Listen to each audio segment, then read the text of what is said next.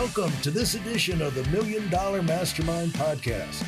This is where we pick the brains of high achievers from all walks of life and get their hard-earned, real-world insights on winning. I'm your host, Larry Weidel.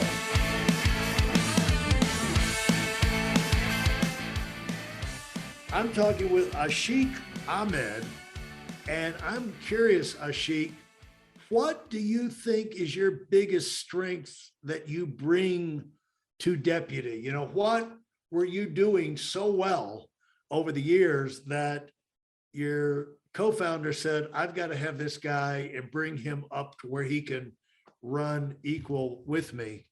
You know, because that's a big thing. I mean, you guys were doing well, and then he must have saw something that he just couldn't live without, you know? Well, not that I have ever asked that question to myself, Larry. So thank you for that. It really, but I mean, one thing that I'm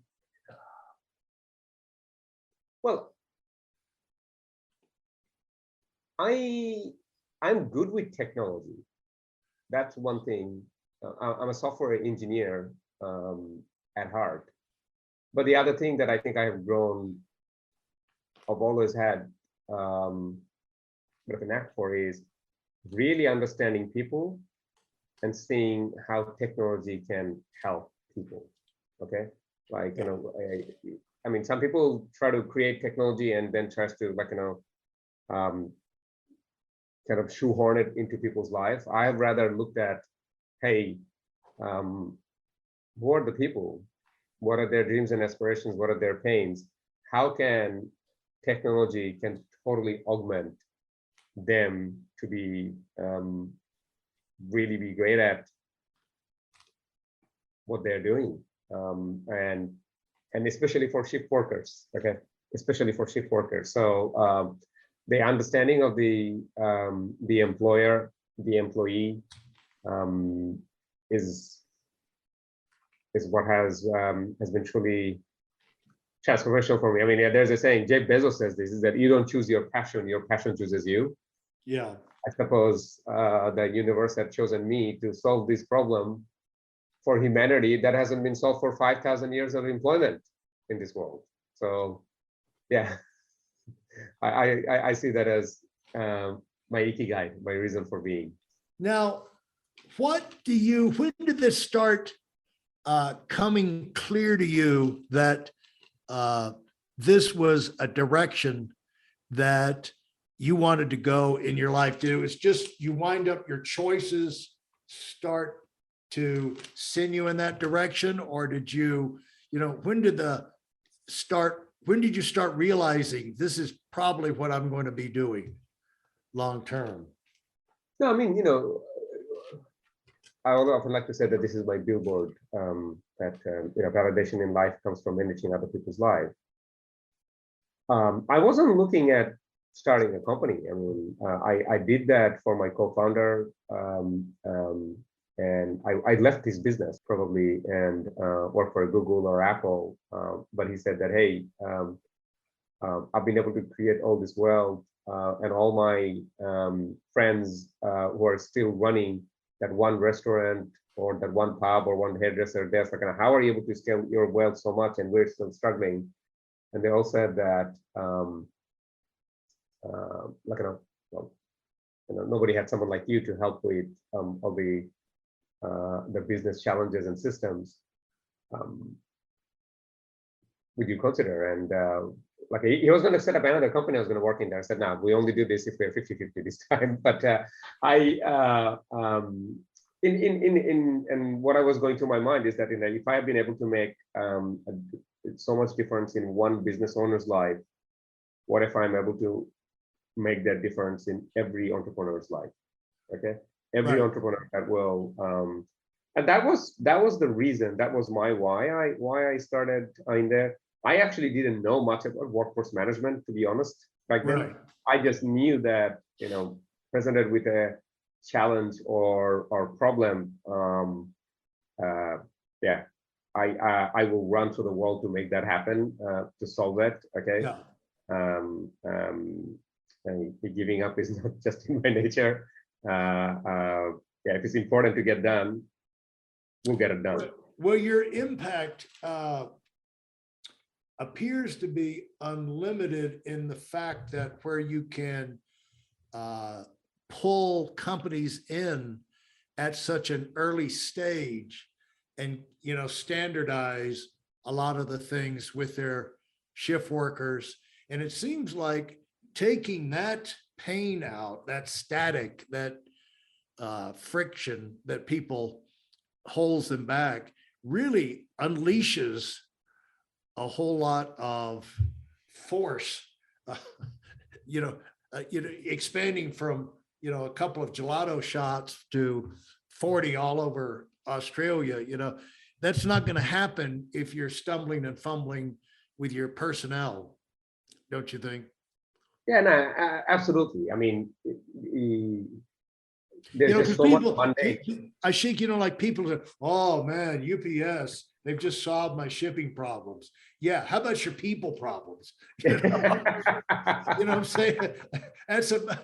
That might be a little bit bigger problem than your shipping problem, and postage, and boxes and everything, Yeah, I mean, no one's going to solve your people problem other than you yourself wanting to do this, because everybody you hire is an extension of you. Yeah. The business owner, everybody you are hiring, everyone here is an extension of you. If you've started a cafe, for example, you might be a great barista yourself, but everyone you're hiring, okay, when you're not there, they need to serve the customer exactly the way you would have served them, with the same smile, with the same level of gratitude and compassion, okay? That's why the first few hires always works really great. But then as you start hiring more and more people, you make somebody a manager, and then they hire people, okay? There's a generational dilution that happens because of that. It gets really, really challenging, all right? And so how do you ensure that you have, you don't have the scaling problems of people? You do that by having a very strong culture, and you have that by having really good systems, okay? You ensure that life doesn't get in the way. Now, when you work with a company, do you find that just getting acquainted with the organizational strategies deputy has and installs in the business, that the leaders themselves wind up being changed in how they think and how they go about their business? Do you think it has a little bit of a transformative effect on how the leader goes about the rest of the business? Oh, easily. Look, I mean, it depends on who they are. Okay? Right. Yeah. As I am seeing right now, I mean, what has the biggest change over here has been over the last 10 years is that 10 years ago, I actually had to come and, customers that were coming in the early days, we had to convince them. I remember even our first customer, just like, what, my information is not going to be in a computer, it's going to be in the cloud. That was the level of conversation, okay? Right. Yeah. Now the conversation is that, how come it's not on my phone? Okay. Yeah. Well, we're actually a mobile first company. So it has significantly changed. The world has significantly changed. I mean, what has happened with Uber, what has happened with Netflix is that, we're in the world of instant gratification economy, okay? We want what we want, where we want, okay? It just happens. And that's just how people think these days. And if your software or if your business model is not that, or isn't catering towards that, it's dead in the water. Yeah. It's dead in the water. And do you, because you're obviously really in tune with the street, with your clients, with your people, the reaction, and the real world. How do you stay so dialed into the real world, and where your instincts are right on? How do you keep your instincts fine-tuned to the real world? It's probably related to data, but go ahead. Well, what works and what doesn't work? What people are thinking, what they're not thinking. Well, I mean, one of our values in Deputy is listen to learn. Okay, that's the number one value of deputy is listen to learn. And one thing I do, Larry, I mean, there are things that I listen in terms of what's happening in the industry and where the puck is going, so that I get to where it's going to be. And the other thing is that listening to your customers and your users. One thing I do is that I read every support ticket. I read every negative NPS feedback about deputy all the time. Okay, if I'm going to go out and dine, I'm going to go to a customer of deputy as opposed to not somebody who's not a customer. Okay, and while I'm there, I will talk to the people who are serving me. I'll talk to our customers. Yeah, you got to be at the front line. Okay, you really yourself, the leader, the CEO, you yourself have to be at the front line. If you are not, if you are going to be in an ivory tower at the corner office, you are destined for failure. Now, when you, what do the five or six guys who work with you generally, how have you segmented their responsibilities to where you can run this, stay in tune with this massive, expanding juggernaut? For those of you who are sick and tired of fooling around and are dead serious about wanting to move up fast, I've got something especially for you. I've combined the best insights from over 40 years in business and making $70 million in income and compressed them into a free webinar. That's right, it's a free resource. If you want to find out exactly what the concepts are that I use in coaching $1 million earners, register now at WeidelOnWinning.com. You'll discover the 5-part framework used by so many to reach their financial, personal, and professional goals. You can find that link in this episode's show notes.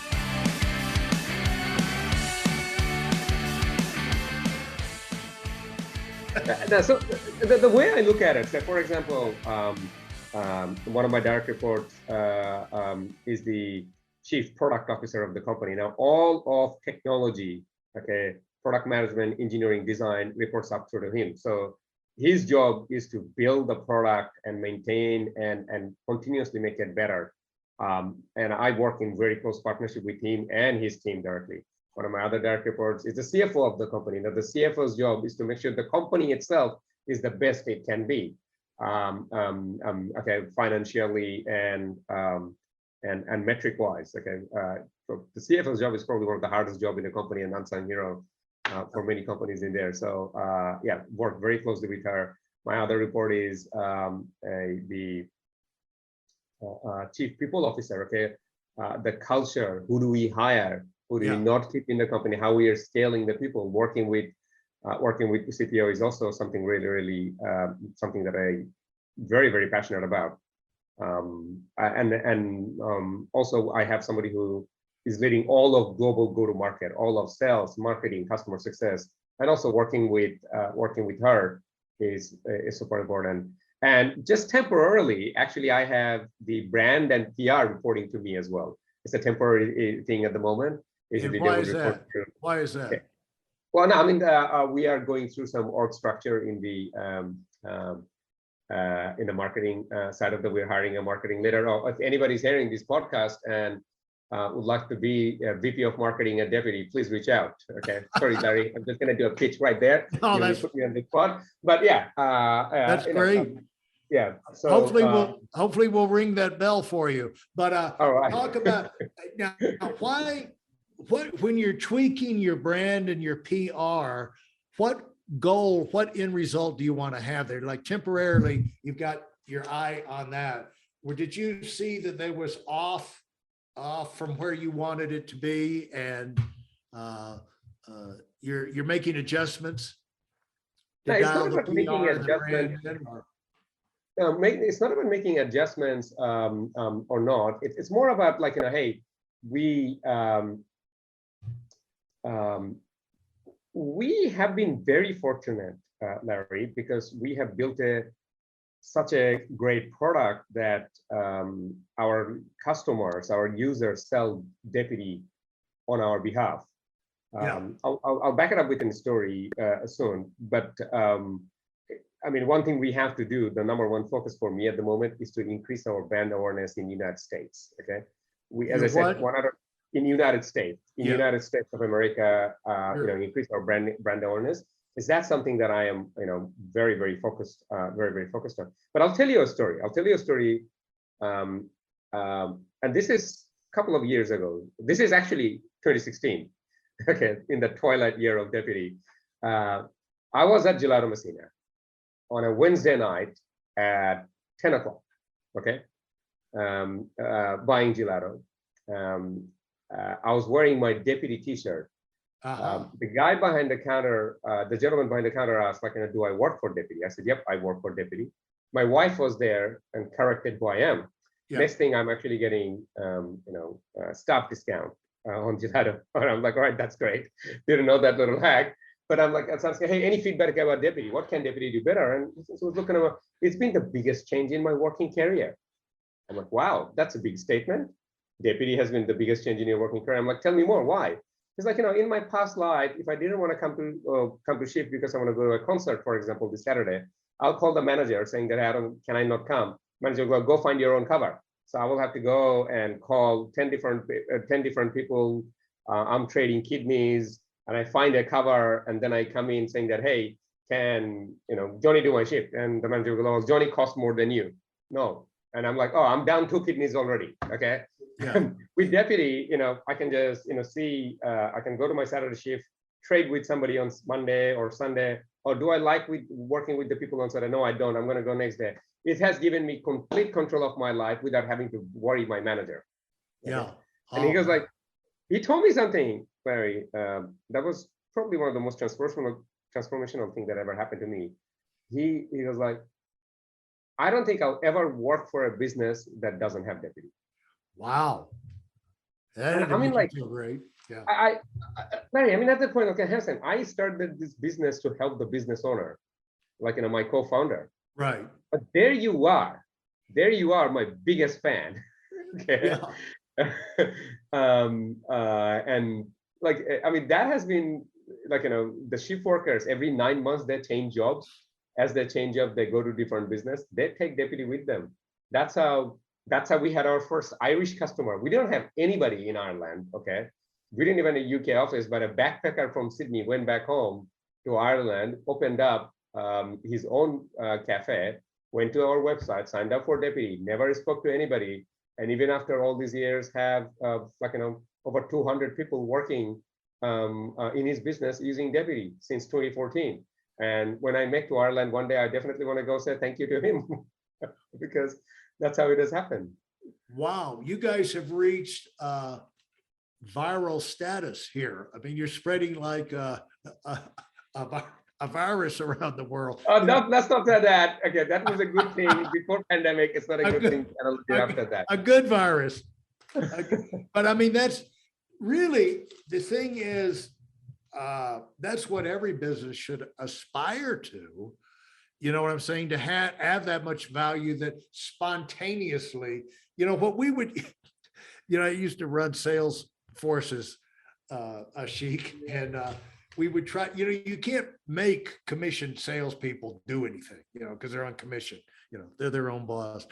But what we would try and do is get them so excited with so many success stories and so many facts and figures that their heads would be spinning, and they would be so excited they could not help but talk to people spontaneously, pass on this information. If you could get that level, then you didn't have to worry about monitoring their activity and things like that, because they were so excited, because people love to spread exciting news. You know what I'm saying? And when you reach that level, there's no endorsement, like friend to friend to friend is the best endorsement of the world. That's how the world runs. And very few, though, businesses have the opportunity, have the reach that yours has. I mean, you're in a unique opportunity to get that going from country to country, not just company to company, region to region, but country to country. Have explained, like that. Yeah, look, I mean, Larry, I mean, a lot of people come to me about, as they're starting their business, and like, hey, what wisdom do you have? And what I always share is that building a great business is actually not hard because it's a very simple formula. It's A times B times C. A is solving a unique problem, okay? Something that's it's a problem or it's an improvement in life, whatever it is, like solving a unique problem that no one has solved, okay, or they have solved it or you're solving it better. B is people that you've solved it for. They'll love you for it. And the way I would like to define love is, and you don't realize you love something until such time you take it away. If you were to take it away, are they going to beg and cry to get it back? Okay, so Right. that's B, Yeah. ensuring that the people love you for it. And C is finding more Bs who has A. Ah. A times B times C is a great business. Any great business you see in the world, be it the Amazon, be it Netflix, be it Uber, be it Apple, be it Google, that's what it is. They created something that people love. Okay, and they don't, even if they don't use the word love, if you were to take it away, you'll beg and cry to get it back. If Google was to disappear, would you beg and cry to get Google back? Yeah. Okay, that's what I mean. It's the same thing for deputy. And C is just more finding more B. I find myself, Ashik, I tell you this, I find myself, I can see the flaws in Jeff Bezos. Okay, with the second wife and the extravagant. Okay. I can see his flaws, but if I hear anybody really criticize him, I start to get defensive. I feel like I need to protect Jeff Bezos. It's like, don't criticize him too much because Amazon has saved me a whole lot of time and really improved my life. It's like, don't be criticizing Jeff Bezos too much around me, even though I see he's not perfect, but it's just like you feel protective of these people that have gone, and you give them the benefit of the doubt when they've done so much to help you, or their company has done so much to help you. Does that resonate with you? No, absolutely. Like, I mean, think about Jeff Bezos, he has given, 1 million, because of Jeff Bezos, 1 million people just to put food on the table for their family. Because of Jeff Bezos, so many SuperNation Fund, 401k fund have done so well in creating wealth for all the other people that are involved over here. Entrepreneurs. An entrepreneur is somebody who has jumped off a cliff without a parachute or a plane or a business plan, and they have figured it out. Surely they're going to get few things wrong. Surely they're going to cause some bruises. And they are not necessarily ordinary people, okay? As they said, like, you got to be half crazy. You got to be half crazy if you start a business, okay? Full crazy, you're in a mental institute. Or if you're completely sane, you won't start, okay, in there. I have a lot of flaws myself, Larry, okay? I'm half crazy. But that's what makes a business owner or an entrepreneur who they are. It's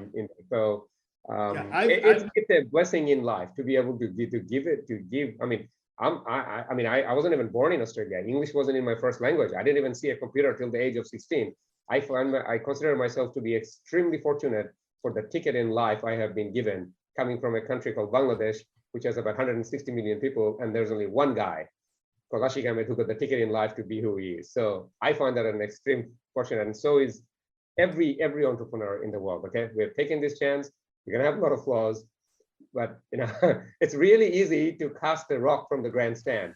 But when you're playing the game in the field, I can tell you it's a lot hard. But we do it because we love it and we have passion for it.